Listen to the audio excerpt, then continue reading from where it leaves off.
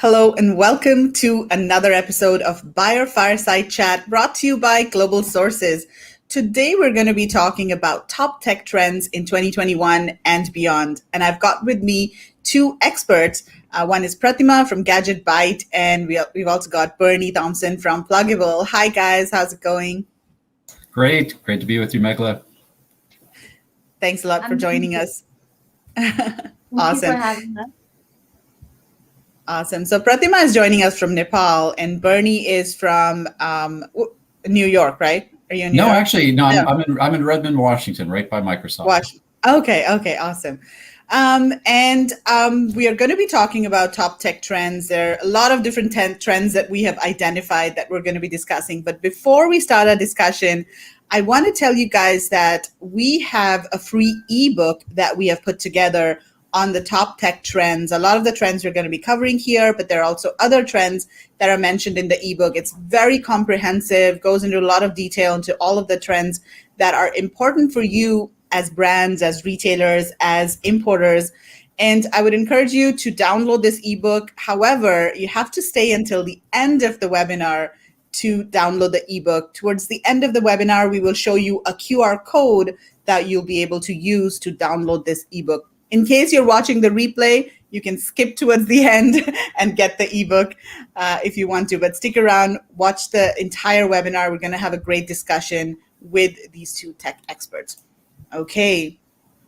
So before we start getting into the discussion, let's do some introductions. So Pratima, do you want to tell people about yourself and your background and what you do? Sure. Hi, everyone. So my name is Pratima Adhikari. I am the CEO of GadgetByte. So GadgetByte is a company that reviews tech. So we have a YouTube channel, we have a website, and we review all things related to tech, from gadgets to, as I said, everything related to tech. So we have a website, we have a YouTube channel, we have various social media channels from where we make videos about tech and gadgets, and that is how we interact with the customers of ours. Awesome. So you're really in touch with the latest trends and all the latest gadgets out there. Awesome. Yeah, Bernie, how about you? Yeah, I'm the founder of an electronics brand called Plugable, and we've been around for a little while, a little over a decade. And prior to that, I managed the Bluetooth and USB teams at Microsoft, and I worked on operating system development at IBM. So I'm kind of a geek. Absolutely.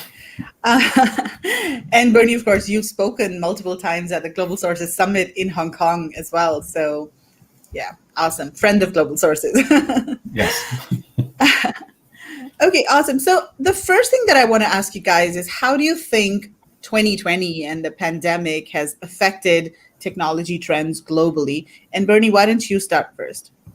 Yeah, there's been a pretty big effect. When the pandemic first hit, you had a gigantic supply disruption in China, and then that was quickly followed by, kind of a gigantic demand increase for electronics as people, shifted their lifestyles and they worked from home, and we've seen over the last 12 months a pretty dramatic rise total in the amount of electronics sold, and it's led to a chip shortage globally, which is now the big story. And supply chain disruption from all product types, being as people shifted their spending from kind of restaurants, services, and travel, and they put all that spending into buying the next piece of electronics that would entertain them at home. It's interesting. We're really seeing some knock-on effects, like the chip shortage is actually causing a lot of new chips and new technologies from major IC vendors to be experiencing some delays, as when you have a foundry and you're bringing up a new chip, it consumes a certain amount of foundry capacity and time, and the foundries would rather, and the chip companies would rather just make more of the chips they already have. And so there's a little bit of kind of technology delay there. The standards bodies, that work on the new standards, you haven't had the conferences and the plug fests, that are often a source of innovation. So I think there's been a ton of innovation, but maybe a little bit of a negative impact from all of the COVID effects. Right. Pratima, what are you seeing? For me, the more implications has been on the business side where everything has become virtual. Now, from meetings to employee interactions, everything has become virtual. And because of that, digital solutions like tech, like gadgets and gadgets for connection has been on the rise. The demand has been on the rise. So also we are facing a surge in the equipments that use virtual AI and stuff as well. And there is virtual, for me, it's also been virtual launches of smartphones and various gadgets. So we would be practically present in a virtual launch before, and now everything is in a, not in a virtual, sorry, in a like physical launch, but now there is a virtual launch and there is online meetings and everything. So it's created a demand for a lot of electronics and IoT devices. Exactly. I mean, not only, work from home, but schools have been online as well. And so there's demand for iPads and laptops, and, those kinds of products have just increased substantially. We have Carlos saying hi. Carlos says hi from Mexico. Hi, Carlos. How are you doing? So, yeah, guys watching, if you do have any questions along the way, feel free to type your questions in the comments. Bernie and Pratima will be taking questions as well. Okay, so let's talk about some of the key trends that you have identified that brands, importers need to be looking at, need to be focused on. So the first trend that we discussed was IoT devices. And Pratima, do you want to talk a little bit about this? Sure. So IoT is one of the most prominent tech trends to emerge in recent times. It basically refers to the fact that before internet was connected to one device, now devices are connected with each other. So there today all of the devices of all nature, of all shapes and sizes are just connected and sharing information digitally, and they don't need a specific person to handle them because they're interacting by themselves, and they're creating smart jobs for everyone. And I think the more rise of IoT devices is because of the outbreak of coronavirus. Uh, so um, we're in an era where devices are connected and interacting with each other, and there is very less need of human resources at this particular time. Yeah. What kind of products do you see that are, in demand or popular in terms of these IoT devices? Like, how is this trend being seen in actual devices? For me, most of the IoT devices search is basically for home automated services and devices like Alexa and different sensors, fire sensors and everything at home. And there is also healthcare sector that is being hugely benefited with IoT. Because people are interacting through telemedicines with doctors and they're taking online appointments. So home automated devices mostly, and then there is smart wearables. There are different kinds of sensors and AI embedded tools for VR and AR technologies. So those sort of devices are on the rise because of a rise in IoT devices. Right. Bernie, what about you? Any thoughts on IoT and where this is headed and where it is taking us? You're muted. I did it. I agree with Pratima that the at home, especially here in the U.S., the Alexa ecosystem is really popular. Of course, you've got competing ecosystems from Apple and Google, but Alexa's had the lead, and then specialized markets like like medical and manufacturing 4.0. It's all driven by the fact that these very tiny processors, very inexpensive, usually ARM-based processors, can do things that your full computer could do 10 years ago, and now you can do it in a small device, sometimes a battery-powered device. These very small devices can be Wi-Fi connected. So for example, all of that whole Alexa, ecosystem, these are all devices that have their own Wi-Fi connections that are connected back up to the cloud and then back down to your Alexa, for the voice control. just a lot of exciting things happening in this space. I mean, just to pick one exciting area, there's a whole gigantic set of exciting things happening around AI, and being able to train very large AI models that do sophisticated things. I mean, we've all kind of experienced over the last few years how sophisticated AIs have gotten with voice recognition.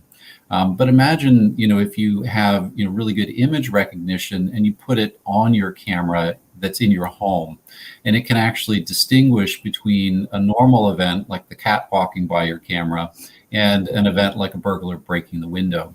We're starting to get to that point where the computational power on these IoT devices, can start doing some really interesting things like that. There's one of the most popular kind of AI infrastructures is called TensorFlow. Google's been heavily involved with creating it, and there's a TensorFlow Lite, and they basically split the problem. You do all the very expensive kind of learning online or with TensorFlow kind of heavy resources, and then your trained model, which can be expressed much more succinctly and is a much smaller file. You deploy that to a small IoT device running TensorFlow Lite. So you kind of split the problem but you're, in the end, you're running that model after the learning has occurred on your small device. I think the biggest challenge for a lot of these areas is, that there's quite a lot of regulatory issues as you're doing these kinds of products. Many of these IoT products have batteries, and so you're talking about a lot of lithium-ion specific regulations there. They almost all have wireless components, so they're what's called in the industry intentional broadcasters.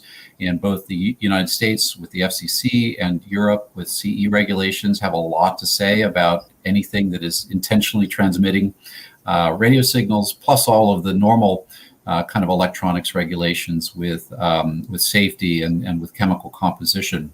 So, when I look at the industry, I see an interesting challenge where the supply chain is actually capable of producing a lot of interesting products, but to bring them to market, brands like the kind of brand I run, we need complete solutions from the supply chain. That's not just raw technology, but a solution, and not just a solution, but a solution that we're actually able to sell globally. And that means that there's some work that needs to kind of occur upstream to make that happen. And I know in another part of the Global Sources show, you're having another talk kind of on this, but if you wanted to talk about it more here, there's some interesting issues. Yeah, definitely. I think we can talk about it. And another thing I want to talk about is the security issues that arise from the use of IoT and with Alexa, in our home, and image recognition and all of those things. I mean, I have Google Home, but it is kind of scary thinking about the microphone is always on, and what if somebody hacks into it or something like that. So there are, of course, security concerns as well. But yeah, I mean, if you do want to talk about some of the safety concerns and the regulations and all, we can do that. I mean, there's some changes coming up in Europe, of course, and that's sort of going to have a large impact on a lot of brands outside of Europe who are selling in Europe as well, right? Yeah, absolutely. I mean, in short on that, really for 15 or 20 years, you've had a pretty extensive set of regulations in Europe, but frankly, a lot of the industry hasn't been complying. Certainly any small or medium-sized companies probably has not been complying because they're just so complicated. But now the Europeans have introduced actually a number of new changes this year. One of them is what's called CE Responsible Person, which says that if you're a brand that's importing into Europe and you don't have a European company, you need to find a European company who will stand behind your product from a regulatory perspective, that it has all the proper regulatory paperwork and complies. And it's really bringing these issues of regulatory compliance to a head where they really hadn't been previously. Exactly. Okay, so let's also talk about the second major trend that we had identified, which is VR and augmented reality. Now, this has been a buzzword for so many years now, but where is it exactly heading? I mean, where are we with VR and augmented reality? And is it as exciting as it was maybe 2 years ago? and where is it headed? Bernie, do you want to share your thoughts?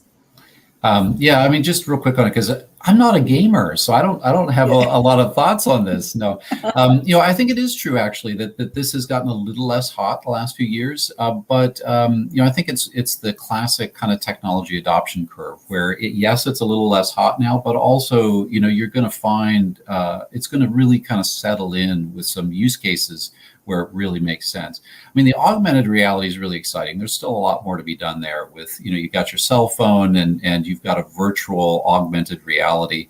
A lot of that, the exciting things happening in that are happening in software. With virtual reality, where you're putting on goggles, we all know about the gaming application of that, and it's a little hard to do in the home. I'd be interested in hearing what Pratima thinks about kind of the adoption rates and the rate of new product introduction into the home. Certainly, people were really excited about it a few years ago, and I think you hit a limit on how many people were willing to walk around their house with goggles on and be tethered with a bunch of wires to their big gaming rig. But it's certainly, there's a solid market there. But I mean, just to highlight, one area that I think is exciting with that is, virtual reality where it meets, Industry 4.0. I mean, imagine, that you're operating machinery or working in what otherwise might be a dangerous factory environment, but you're doing it virtually through a VR headset. I think there's just endless areas where some of these technologies can be applied, but they require kind of combining them with other things to turn them into a full solution. Right. Pratima, what about you? What are you seeing in terms of VR and augmented reality? I think for the past couple of years, this technology has been very sophisticated, but now I think it's going to be more simpler, as Bernie said, for using at home as well. I think the best implication for it would be making education accessible and immersive at home. I guess if a student, if there is a history class, they could actually go into a virtual space and just be there in the history where everything just happened, and they would get a better insight about what happened exactly. So a simulated environment could help learning, could help make learning just for me, learning is more about listening and watching rather than just reading. So in that sense, education, I think it would be more immersive for children, and um, learning would be more easier and more immersive. And also, as Bernie said, gaming is another aspect where I am really, really excited. I mean, when we play first-person shooter games, it's like we're not even there, and we're just interacting with the monitor these days. But in the future, we could just be inside the game and experience what it really is, and that would give a lot more sense of immersiveness. So yeah, I think virtual reality and even augmented reality, I think it's something that falls between VR and regular, like a present reality. So augmented reality could have a lot of implications for, uh, as I could say, I think in retail business, where you could just take a video of something and get information about it, if all the information about it, and you don't need to have salespeople running behind you or running around you to sort of tell us what the products are all about. And one of the major implications has been in Google Maps, where you could just stand somewhere in the road and know the directions, and it becomes a hell lot easier that way. So I guess it's a very huge trend, and I think it will grow more further in the future and make things more interactive for everybody. Yeah, I love the idea of using VR for education. I mean, my son would personally love that instead of just sitting in a Zoom class and listening to the teacher go on and on. Like, if they could immerse themselves and, like if they're talking about history, for example, if they could go to a maybe historical place or walk around over there virtually, that'd be awesome. Yeah. And in terms of adoption, are you seeing that more companies and more institutions and more brands are adopting these virtual reality and in various applications, or is the adoption a bit slow? Adoption right now, I think it's really slow because it's a complicated and sophisticated technology, and not everybody can handle it or operate it at homes. But slowly, yes, with gaming, I think it will have a bigger surge than in other areas. But slowly, I think education and healthcare sector will also adopt to it.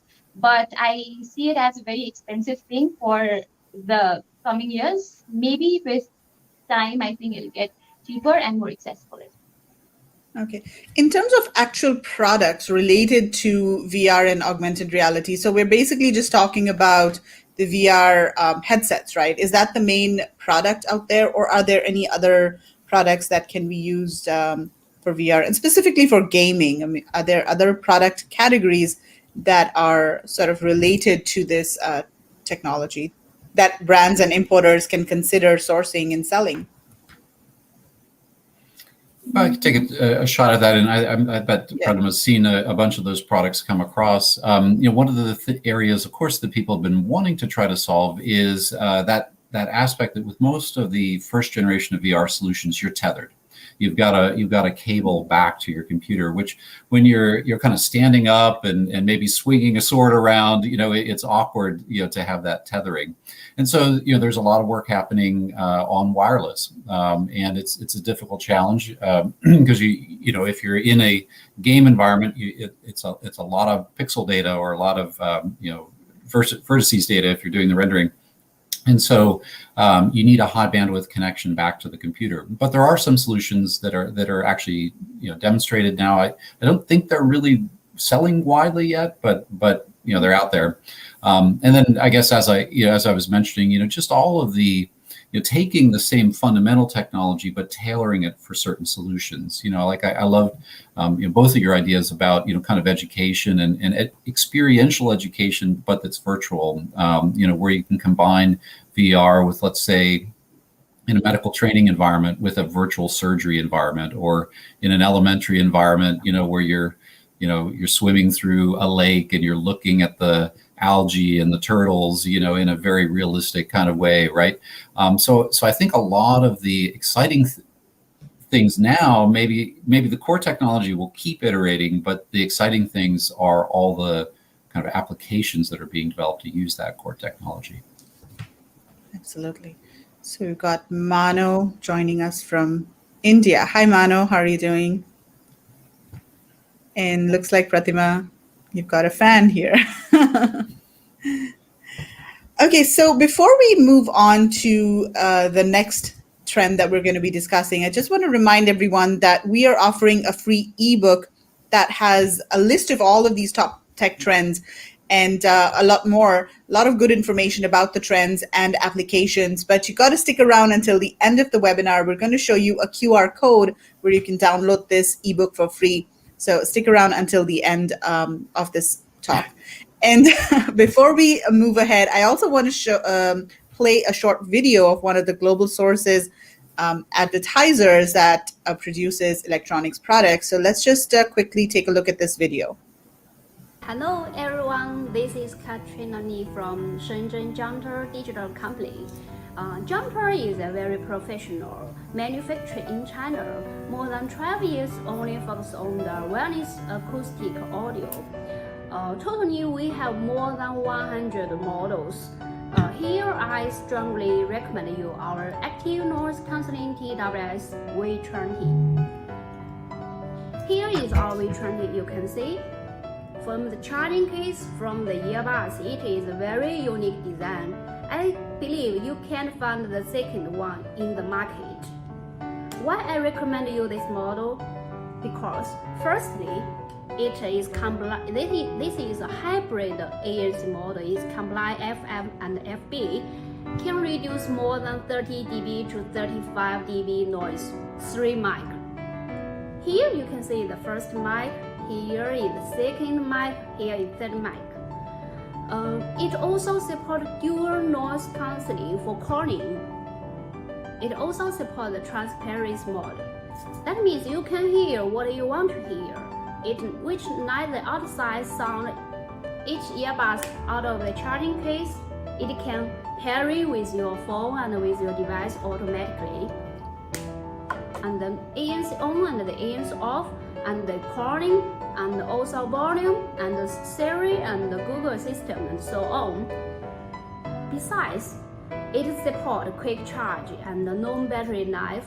You can use the USB-C cable for only 5 minutes charging, and you can listen to the music for 1 hour. It's very convenient for using. The charging case with the 500 the battery, it can save 4 times. That means you can use more than 30 hours, and each charging you can use more than 6 hours. Besides that, you can see the heavy button on the charging case. It is a one reset button. It's very convenient for using. A very rich stereo sound, strong bass, and also Christian sound. It can suitable for every style music. Besides the music and the noise cancelling, also its design. It's a very economic design. Okay, here is the selling point above. You can, if you have any interest, you can contact with us anytime. Thank you. Okay, there we go. So wireless headsets, a very, very hot and popular category, of course, especially in the pandemic. Okay, so let's move on to talk about the next trend. And this is, I think, one of the biggest trends that we are probably going to be seeing in the near future, and that's 5G. So what do you guys think about 5G? What are the applications? What's happening in this whole space? So Pratima, do you want to take this first? Sure. So 5G is the latest generation of mobile networks, as we are aware. The jump from 3G to 4G was really huge, and the jump from 4G to 5G is even more huge than that. And I think the appeal of 5G is it mainly boils down to the speed and the reduced latency. So because of that, 5G has a reduced latency of 1 millisecond, and that is something we humans cannot even perceive. That it's that fast. So everything will be, the main implications of 5G is that I think for us, it's faster download speed to be able to download 4K and 8K videos in just a matter of minutes. That's a huge leap. And I think it will also help emerging technologies like self-driving cars, which actually reduces the need for human skills, which is kind of scary. But also it's kind of exciting. And again, as we just talked about AR and VR stuff, so I think the development of 5G will also enhance the virtual reality and augmented reality scenario in the world, because for that you need very less latency, and the development of 5G can actually aid in that. I think it will be pretty revolutionary in pretty much everything we do in that relates to the internet. And because of the coronavirus, everybody is using internet more as ever. And to be able to do it even faster, I think it's kind of a big deal. Awesome. In terms of applications, where do you think the main applications are, right now? Are they, being developed, or what sort of adoption is there for 5G right now? 5G technology, I think by the end of 2021, it will be there in more than 30 countries who already have good infrastructures of 4G. The adoption rate, I think, as soon as the infrastructures are ready, it's going to be high. It's going to be really high because, as we've seen with 4G, how fast people move from 3G to 4G, and from 4G to 5G, it's going to be even faster with the development of infrastructure. It basically depends upon infrastructure, I think. Right. Bernie, your thoughts on 5G? Yeah, it's interesting.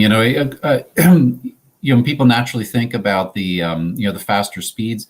5G has begun a rollout here in the United States. I've actually had a 5G phone for about 6 months now, and it's interesting. The reaction of U.S. consumers, which is basically like, "Where's the speed?" It so much depends still on how your carrier is and how close your coverage is. And I can just say personally on a 5G phone that I really haven't actually noticed an improvement in the cases I care about, which is basically when I'm, kind of on the edge of having coverage. In fact, there's a little bit of a compromise with 5G. I understand. I didn't actually research this before the call, but from what I understand, there is a little bit of a compromise in terms of how close the cell towers need to be to each other to provide comprehensive coverage. But one of the 5G does offer a number of advantages that actually relate to one of the other topics we were talking about, which is the total capacity in theory across the 5G network is a lot higher. You could almost say that 5G was designed for IoT.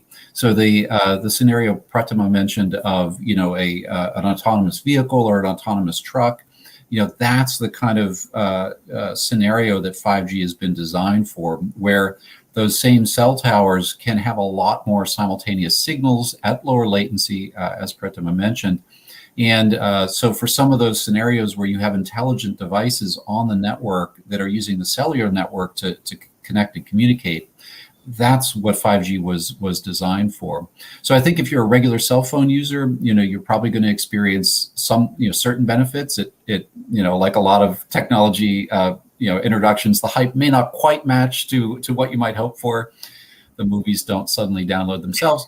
But there's a lot going on under the covers with 5G that will enable new types of applications as we have more and more devices internet connected around us.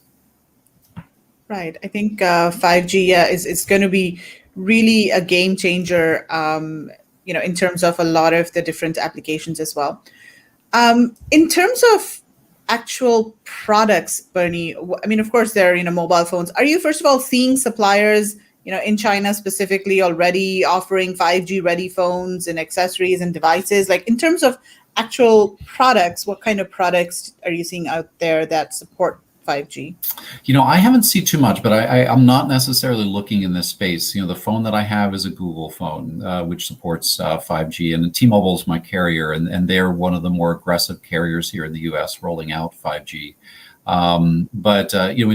I think the interesting opportunities are in the IoT devices and with all of these embedded boards with integrated radio silicon, whether that be from MediaTek or from Qualcomm or from Realtek. So I think those are the chip companies to watch for new 5G capabilities. Right. Okay, so let's then move on to the next trend that we'd identified, which is blockchain. And blockchain is very interesting, and there are just so many applications. And let's hear your guys' thoughts about blockchain. So, Pratima, do you want to share your thoughts first? Sure. Blockchain has been in the talk for quite a while. It's basically a technique to store information, and where storing happens in blocks. So the rise of blockchain, I think it's emerged because of the need of more security in terms of storing things. So because each block in blockchain is secured by a public and a private key, it's very difficult for other users to gain access to it, the ones who are trying to hack and something like that. And it also has a uniquely identifiable ID. It's called hash. So it's more secure that way because nobody can just breach into. If you even breach into one block, there are other blocks that are going to resist, and you cannot just hack into it and stuff. So I think the practical usage for blockchain is basically in every field that requires storage of large volumes of data. So it could be used, I don't know, in elections. It's already been used in Sierra Leone, in Africa. So elections, the data from election that was done using the blockchain technology. It can be widely used in the education sector, where you can store individual information of students and all the educational records using the blockchain technology so that it's more secure, it does not leak out. More of the implications are also there in the healthcare sector, where everybody, like medical reports could be stored there, and data could be easily accessible, and data breach would be really less. Doctors could have an access to patients' information only in need when the patient actually agrees to give it to them. So I think it will also be there in financial institutions where money transactions would be more secure. There would be less system failures because it's not centralized. It's basically decentralized, so you can take the information from anywhere. And it would be more secure because it's difficult to breach into a blockchain system. I think it's also creating jobs in many ways for miners who get bitcoins in compensation for their mining and things.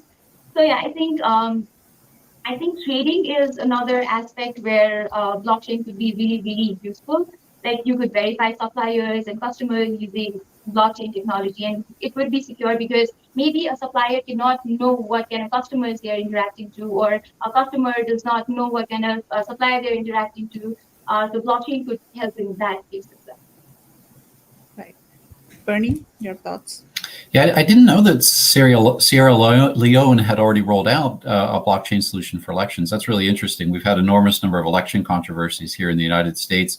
I've been thinking we need to go back to paper ballots, but maybe we should actually go forward to blockchain. We should ask Sierra Leone about that. Yeah, it's been fascinating lately. Obviously, you take blockchain and you take an asset bubble, which we, have had here in COVID in the investing world, and you get all kinds of interesting things in combination. These NFTs, these non-fungible tokens, that I could, maybe, draw some artwork and that somebody would assign value to it and want a blockchain verified unique version of my artwork. I'm ready to sell to anybody who's willing to buy. I'll just announce that publicly right now.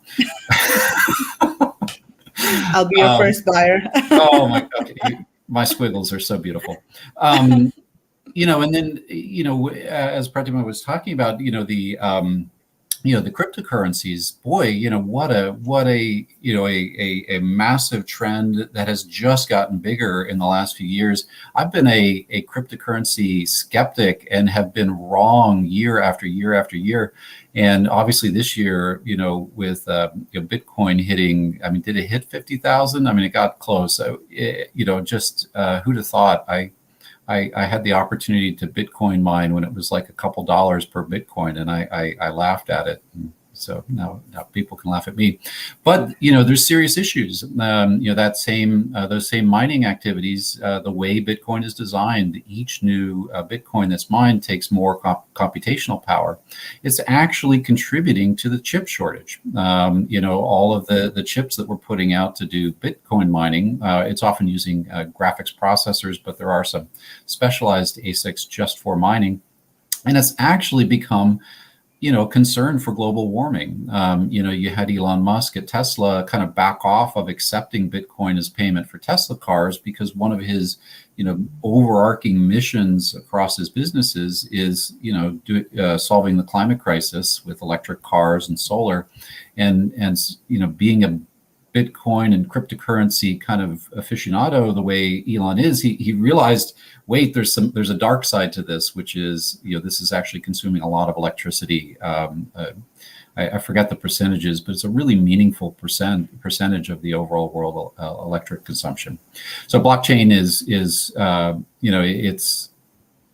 kind of a geeky kind of back end thing, but it's actually having, it's been having real world impacts. And I think it'll just continue to expand in quiet ways, kind of behind the scenes, and then maybe in some really noisy ways, the way it has with, with the cryptocurrency and NFT crazes. Right. And looks like someone is ready to give you some money and buy your NFTs, Bernie. Some molten cards. Take my money. Okay, cool. You've got two buyers now. Wait, I'll make the drawings on the reflection in the back there. Good morning, watching from South Africa, Johannesburg. Welcome. If you have any questions about tech trends, feel free to post them in the comments. And Cecil is saying, same here, being cryptocurrency cryptic still is. If Bernie changes his mind, I may. So there you go. Okay, cool. So I also want to ask you guys, I want to talk a little bit about actual products that you're seeing out there that are popular, because of course, Global Sources is all about sourcing products. And a lot of our audiences are importers, brands who are looking for the latest gadget or who are looking for trends of products that they may be able to source in the future. So in terms of products, Pratima, let me ask you first, what are some of the really cool gadgets that you have reviewed recently? And what makes you excited about the gadgets that you reviewed recently? Recently, I've had a surge in devices, smart devices like smart wearables. And because Oh, of the coronavirus outbreak, it's become very important to keep track of your health, and these devices sort of help you do that in in a very easy manner. So I've been reviewing a lot of smartwatches.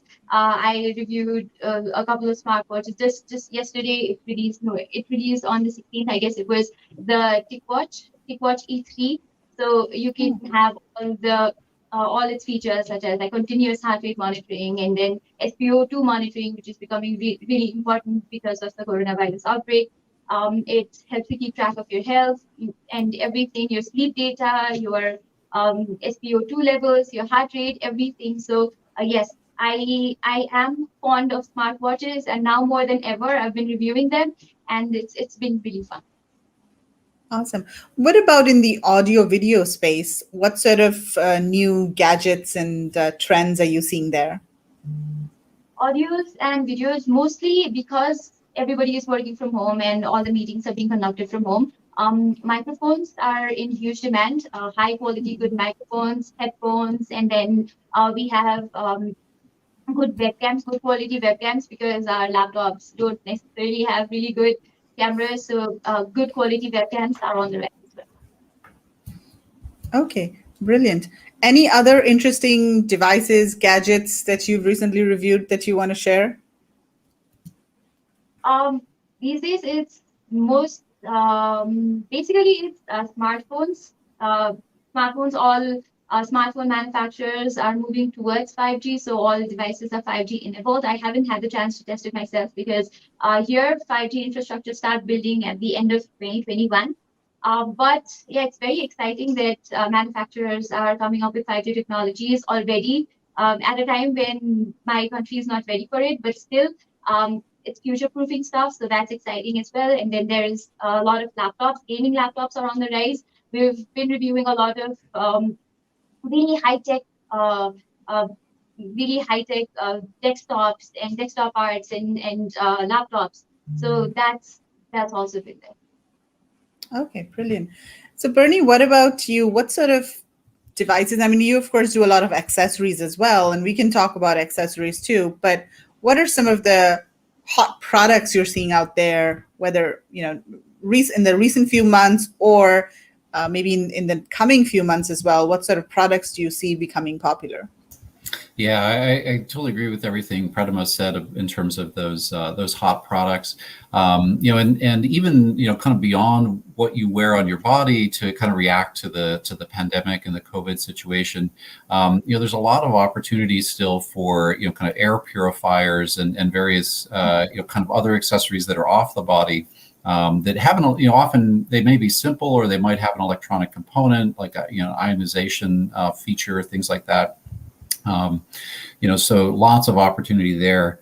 Your sponsor for this show, those headphones. I have my pair from Amazon here. These earbuds. I manage the Bluetooth team in Windows, and I saw some of these types of devices 15 years ago, and gosh, I'm wrong about so many things. I was wrong about Bitcoin. I was wrong about these things. I saw these things and I go, wait a second, people are going to have two things to charge. If they forget to charge one of them, it won't work. And they're shooting radio waves between your ears. I thought, these things will never sell. And then of course, Apple launched the AirPods, and it's a huge craze. But you can see why. I mean, in this environment where we're spending so much time, talking to each other this way, the noise cancellation, the nice features to be able to listen, to music when you want to be able to have a great, kind of audio for this sort of recording, totally makes sense. I think the other direction I'll go in terms of the suppliers, which I think is kind of independent of product, and to tie it back to one of the earlier discussions, is what's exciting for me as a brand when I'm looking at products and suppliers right now is actually suppliers who do their homework and do the groundwork.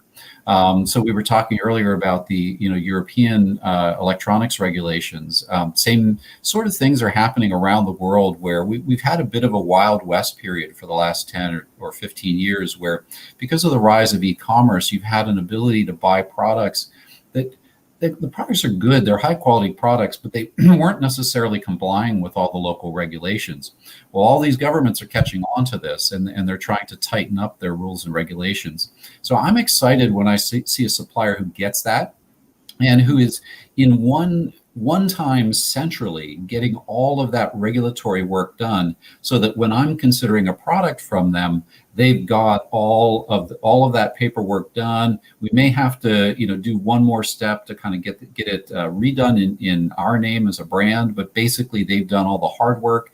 And then they can share that cost across all of the brands that buy from them for those types of products, because these regulatory things are very expensive. So if you're going to produce some sort of wearable and you're only going to be sure of selling a few tens of thousands of them, it becomes very hard to afford $100,000 or $200,000 of regulatory cost to kind of be global about that product.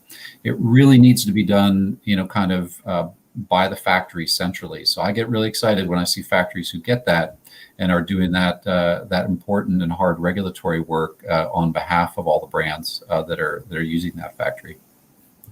Okay, yeah, that's interesting, and I think that's also one of the reasons why you need to make sure you're selecting the right factory based on where you're importing your products into, because maybe a factory that's supplying to, let's say, a country in Asia might not put in the time and effort to understand European regulations and all.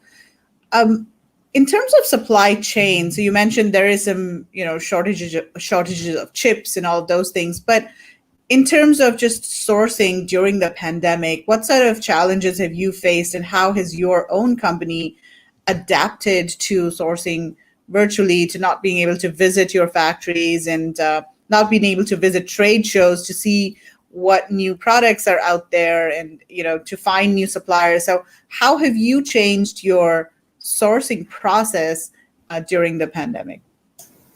Yeah, it's a huge challenge, and I think has been another kind of advantage to brands that are locally based in China. For the types or locally based wherever the factories are, because it's actually been a little bit more difficult to be a brand that is remotely sourcing products. You haven't been able to meet in person. We have people in Taiwan, and when they travel over, there's a 14-day quarantine. When they hit, that's very disruptive to business. We make use of inspection services, so that we can get boots on the ground. I think a friend of Global Sources, Kima, is a really good inspection service that we use kind of for a number of Asian countries. And we just do, we do a lot, of course, via email and message and phone calls, but it's not the same. I think there's been a certain amount of, like we were talking about earlier, a certain amount of slowdown as some of the communication that you really need to do to do this kind of quickly and well has become a little bit harder. Not impossible, but just a little bit harder in the pandemic. Right. Are you sourcing from other countries outside of China as well? Because this has, again, been a big discussion, China plus one sourcing strategy. But in terms of electronics, have you been able to find another country that can compete with China in terms of the pricing and the quality and scale, most importantly? Yeah, I mean, it's a super interesting question. I don't know how sensitive it is, whether you want me to get into it really or not. But we had a goal last year as a company to get more than 50% of our production out of China, and we actually successfully did that. There were two driving factors for that. One was the tariffs, from China to U.S. inbound. But another major factor was that many of our Chinese suppliers, mainland China suppliers, they're ambitious companies and they want to go public on the China markets. And a big part of that for them is launching their own brands around the world. And so because we found ourselves more and more competing with our own factories, that caused us to actually have to shift away from those factories and try to go elsewhere. It's not easy. The variety and quality and cost of goods out of mainland China are excellent. But because of the, some of these bigger forces and some of the choices, in terms of focus, I think it's important for brands outside of China to consider other alternatives where they can find them. Right. So I'm curious, which countries did you find your suppliers in outside of China mostly? Yeah, for electronics, because ultimately so much of the supply chain traces back to mainland China, it's usually countries that are physically close to China. So in fact, there's a certain percentage of the BOM of the components that are actually coming from mainland China, but then the pick and place and final assembly and some of the simpler things like injection molding, might be done outside of China. So basically just take a ring around China and you have the right answers, in terms of South Korea, Japan, Taiwan, as terms of mature countries, and then kind of lower cost countries like Vietnam and Thailand and Philippines. So it's really throughout Asia there is opportunity to with production. None of it's as mature as the production that's in China, but there are kind of pockets of maturity in those other countries. Okay. Yeah, very interesting to note that you've already moved almost 50% of your production outside of China. So yeah, that's pretty impressive. I mean, considering that you do electronics. Okay, awesome. So we're going to start wrapping up now. And guys watching, if you have any questions for Bernie and Pratima, please type them in the comments. We will be answering your questions. So let me ask you this one last question. What is the one piece of advice you have for importers or brands as they think about developing their product lines, their tech products for 2022? So Pratima, do you want to go first? So as it's been in the most part of this discussion, we were talking about the trends that are currently going on and that will go on in the future. So I guess being surrounded to these trends in terms of 5G, in terms of the IoT devices that are in demand, in terms of the virtual reality and augmented reality stuff that has been going on and will go on. I think suppliers need to focus on the things that are coming and maybe let go of the things that are already there. For example, as I talked about smartphones, brands have already started shifting to 5G. So making phones that are only compliant to 3G or 4G does not make sense anymore. So even IoT devices, suppliers should, I think, focus on being surrounded by 5G technologies more rather than what's already existing, because that is what's coming in the future. Right, makes sense. Bernie, what about you? Yeah, I think it's, the one piece of advice would be look for good suppliers. And what's a good supplier? It's somebody who, is figuring out how to make you successful. If you're a global brand, that they are thinking about that. If you're a local brand, that they're able to support that locality. There's a lot of opportunities that you have with factories where it is there's an NRE, like there's kind of expensive upfront costs. I think there's interestingly in the electronics market, there's kind of this low end of really great products that the same product might be carried by dozens or hundreds of brands, and you as a brand need to decide whether you can be competitive there. And then there's a high end where maybe you bring something to the table like patents and intellectual property, and then you're going to the supply chain to have them produce those. And it's going to be very expensive for you, very, very expensive, but you've got some intellectual property protection to recoup that expense later. It's everything in the middle that's a bit of a danger ground, where you're spending money and maybe big upfront money, but you don't have a lot of protection. And Yeah, so the advice would be, either accept that you're a commodity and kind of compete that way, or kind of go for unique IP and be prepared to spend to deliver it. Okay, that's great advice. So before we wrap up, I am going to show you the QR code to download our Top Tech Trends ebook. So if you want to take a photo of this QR code or scan the QR code, it will take you to a landing page that will allow you to download this ebook for free.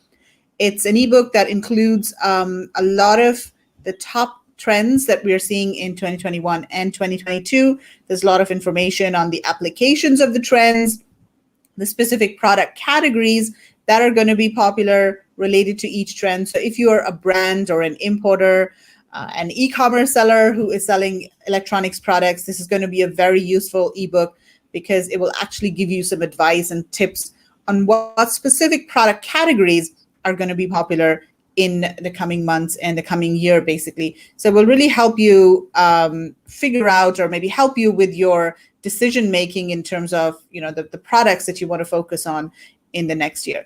So take a screenshot of this or take a photo. If you're watching the replay, thanks a lot for watching the replay, and take a photo of the QR code, go to the landing page and download the ebook. It's absolutely free. Well, Bernie and Pratima, thank you so much for your time today. It was absolutely lovely talking to you, both of you, and thanks a lot for sharing your insights. Bernie, it was an absolute pleasure catching up with you once again. It's great to see you again. Yeah, and I don't know, the last time we saw each other in person was probably 2 years ago. I hope there's a chance again soon. Yes, absolutely. I really hope we can start traveling again and we can invite you back to Global Sources Summit in Hong Kong as a speaker. And maybe Pratima can join us as well this time. Pratima, you will absolutely love the Global Sources trade show in Hong Kong. Mobile electronics and consumer electronics, those are the biggest electronics sourcing trade shows in the world. I'm sure you'll be like a kid in a candy store when you go to those trade shows. They're absolutely wonderful. Hopefully we could do that soon. Yes, that would be fantastic. And if you guys want to follow Pratima, you need to, okay, let me just remove this so that you can see GadgetByte on YouTube. Check out her YouTube channel, GadgetByte. Subscribe to her channel, follow her channel. She does a lot of product reviews, so definitely give it a go. Okay, thank you so much, Bernie and Pratima, for your time again, and I will see you around. Thank you, Megala. Thanks a lot.